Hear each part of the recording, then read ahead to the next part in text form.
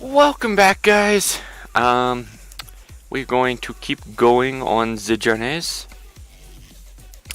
Doo doo. So, okay, now, so the question is, I don't even know how you get, if these are cities or if they're just, I don't know what those are. I think that's just region names. But yeah, so you can decide, do we want to go north, south? Because I'd like to explore all of Brazil eventually. Because there are some jobs, so like this one, you can take like, oh, it won't let me. Okay, it won't let me select the city since I haven't decided yet, but I'm pretty sure you can take these up into Europe once we get there. But yeah.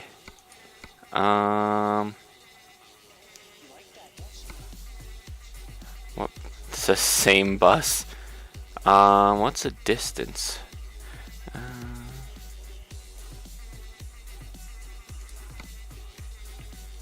I guess we'll do this one just because we'll see how. Whoop! It's bumping.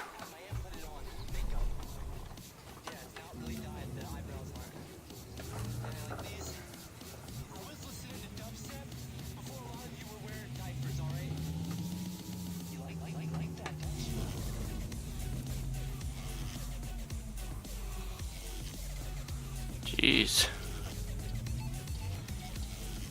I don't know why, but I like the big buses better. They feel like they turn smoother.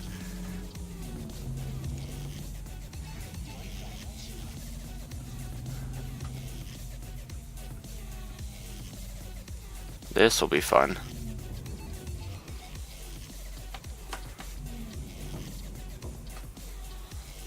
Jeez, those guys turn way out in.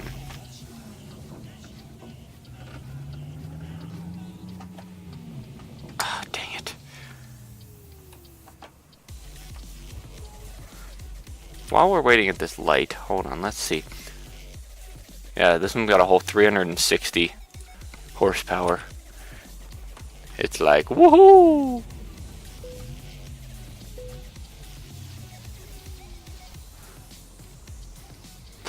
Jeez. That bus is right up my ass. God damn.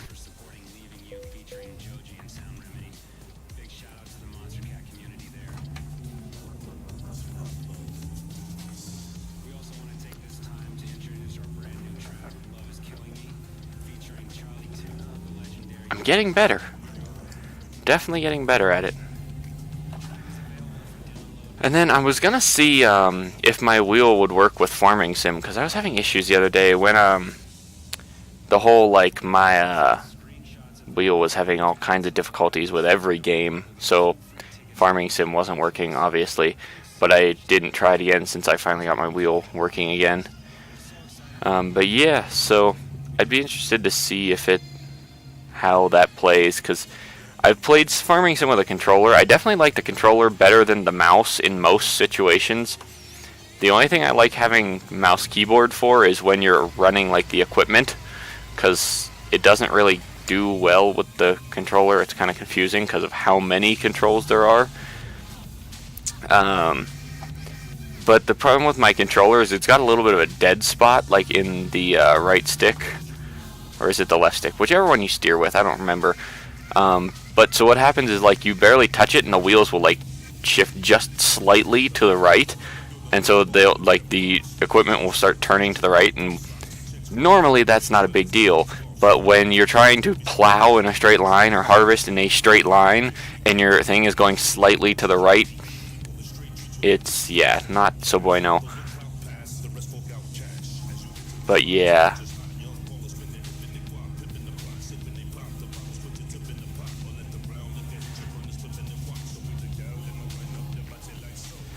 And then today, I almost had like a I'm an idiot moment this morning. So I got more RAM for my computer, so I'm running 16 gigs now. So I got Corsair Vengeance, if any of you guys know. It's actually pretty like high grade RAM. It's made for gaming and stuff.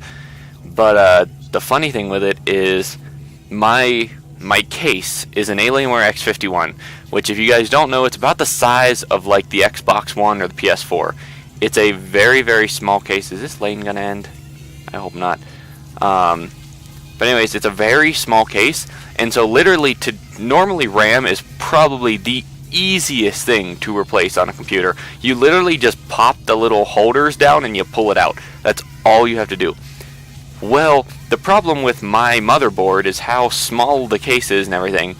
The actual latches to hold the RAM in, when you push them down, they go right up against the case. That's how close it is to the edge of the case.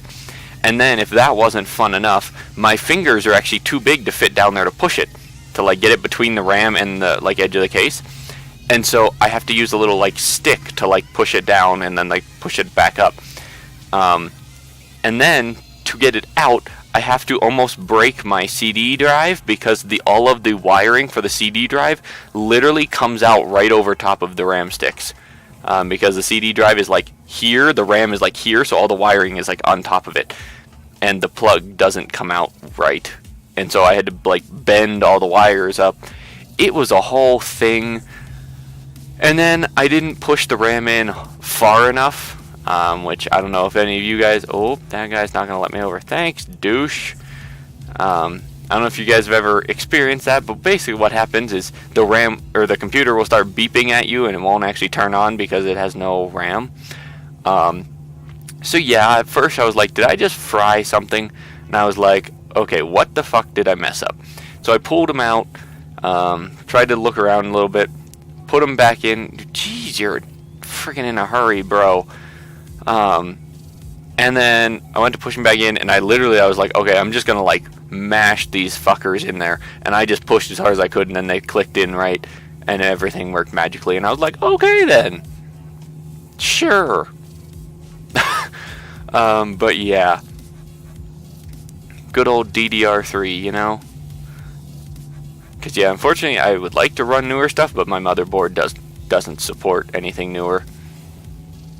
The woes of having a 2-year-old computer. So yeah, but you know, that was fun. The next thing I need to do is I need to tear my laptop apart, the one that sits next to me, because the hard drive is starting to fail. And you guys might notice whenever I stream sometimes, you'll hear background noise, and it'll be like this like grinding, kind of like scraping noise in my streams whenever there's like no other audio. That's the hard drive in my laptop like literally it's starting to fail. So I think I'm going to go to a solid state or a solid state like hybrid, just so I don't have to deal with this thing having trouble again in the future. But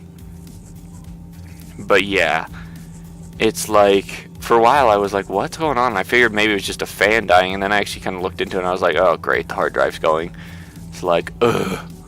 So you know, that's always fun, because trying to migrate everything from one hard drive to another is like the greatest like experience in the world, you know.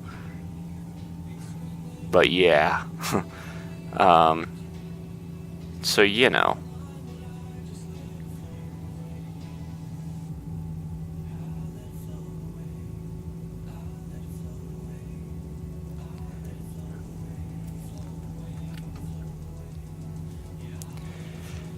and I'm looking to actually get a new laptop, because this one,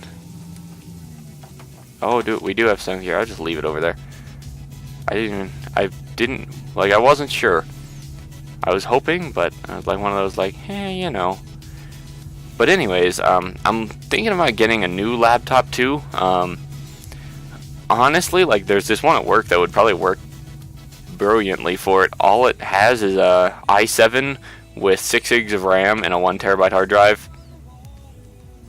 It's like a pretty basic computer. It's got like an Intel like HD 5500 or something in it, and so it's not really a gaming computer. But I don't need it to game. I literally just need it to run servers, so that's where the i7 comes in, and then I just need it to record. So that's i7 and then the RAM mostly. Other than that, like, I literally don't need to do anything else on it, and that's why, like, the computer doesn't look nice. Like, it's not some flashy, like, sleek computer. It's like an old style, like, black plastic kind of just generic laptop. But yeah, it's actually really cheap for having the i7. Why did that drop? God, the gearing. I honestly, like, if I buy my own bus, guys, and if the gearing's messed up, I will go in the mod files and I will change the gear ratios, because it's kind of ridiculous. Like, it's bugging me at this point.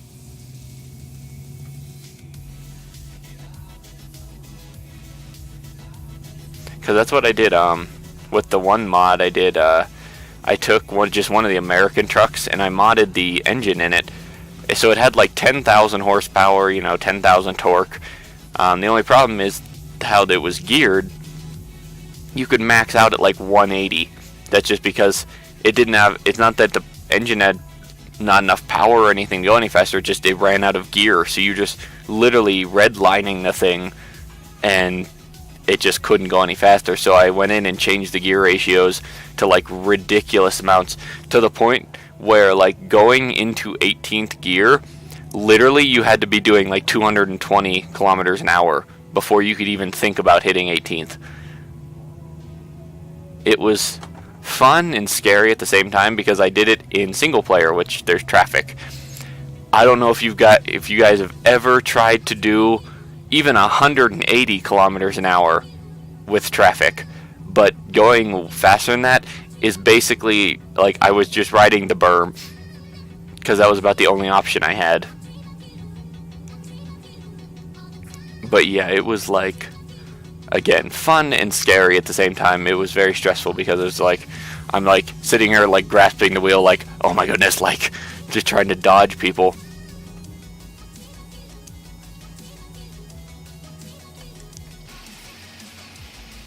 Probably should turn my headlights on, I guess. Wouldn't be a bad idea. It's so bright.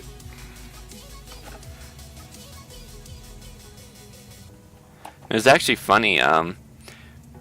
When I was streaming a while ago, I would always turn the like brightness down, and people would always complain about it being so dark on stream. On my screen, it looked like super bright, like the gamma was really high, and I could never figure out what was the difference between like what I saw and why OBS saw something different. I finally figured it out.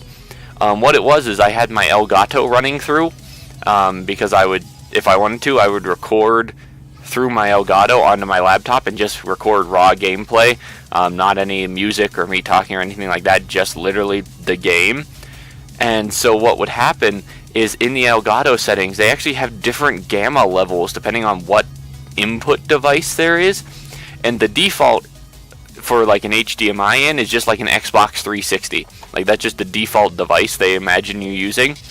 And for some reason, apparently the Xbox lowers its, like the gamma on it is low, and so it bumps it up just automatically. And it's like, really? Like, I was really surprised. And so it makes the screen look a lot brighter than what the computer thinks it is. And so that's why I was having such issues when it came to it being like different brightnesses. But yeah, I was just like, huh. Because I was finally messing around with the Elgato settings, and then I found it. I was like, it makes sense, but that's just like, why?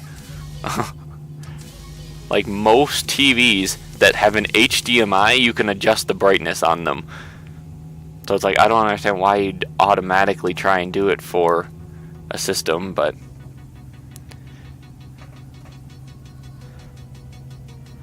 hoi.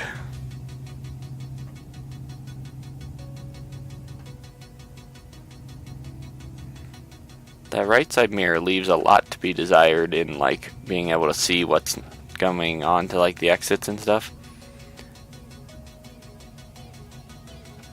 You know.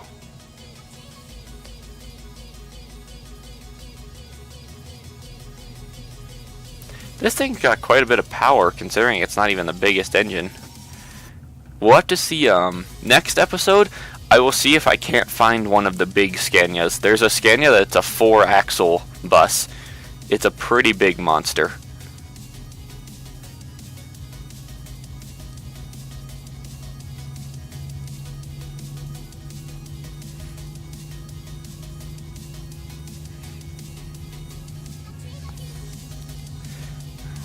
I'm going fast, Mom. The funny thing is, like, so growing up in high school and everything, I lived in like the country basically. Like there was just farm fields everywhere, and so like to get anywhere, especially for field trips, you had to take a bus. But even just like going home from school, we all had school buses. There was literally, I kid you not, there was no one close enough to the school. Like the school was actually like just in the middle of farm fields, that there was no one close enough to actually just walk to school. That's how in the middle of nowhere we were. But anyways, the house I grew up in elementary school was quite a bit away, and there was a road that like a pretty like fast road. The speed limit was like 45 on it. And it was just, there was a giant hill, and then it went back up like kind of like a roller coaster. That they had to go on. That was part of the road. And like when we were on the bus, we would have to close the windows because the bus driver, like if we open them all, the bus driver doesn't want to have to go back to the like station and spend 20 minutes going up and down closing all the windows that we opened. And so she would make us close them because I was one of the last stops, and so there was only 4 or 5 of us on the bus at this point.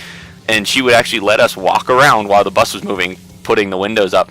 And so we would always wait until the that hill part to start doing it, because like it was basically like you were trying to surf and like walking up and down the aisles like while we were going up and down, and like we would be going pretty fast because you're going downhill and the speed limit already was 45, so we were probably hitting like 50, 55 in a school bus, like not even just a regular tour bus or anything. It was a school bus. But then going to some of the different field trips, they would just take buses, and they would always seem, I swear to God, you know the old bus, in like the old one that like whenever it accelerated it sounded like it was going to explode, and like the inside looked like it was like 30 years old, and like you're like, how is this thing still running? That is always the bus that they decided to take on trips. Not the brand new, like fancy, really nice, awesome ones. No, they decided to take the ones that were probably going to break down. And so like these things literally were like limited to like 60 miles an hour just because they were that old and didn't have the power to go any faster. And so they would get these things like on the highway just cranking, and the engine was like it was just sounding like it was gonna die, and it was the scariest thing in the world. But yeah, I've always kind of liked the thought of driving a bus. That's just, I don't know, and that's why I kind of wanted to do the mod. Just a little background if you guys were wondering why I decided to start doing this. Boom! So you see the trailer there? It's weird. But yeah, let's see. I think we leveled up. Yeah, boy. Yeah. Oh, look, we got a long distance one. Nice! I'll unlock the high value, because it actually, so what it does, actually it's a nice, because it gives you, I'll see if I can see any. So it gives you Pasagurars and Empregados. Like it unlocks a few different ones. So that's cool. But yeah. Yeah. Thanks for tuning in, guys. As always, let me know what you think down in the comments. If you want to, leave a like, because that's cool. But yeah, I will see you in the next one.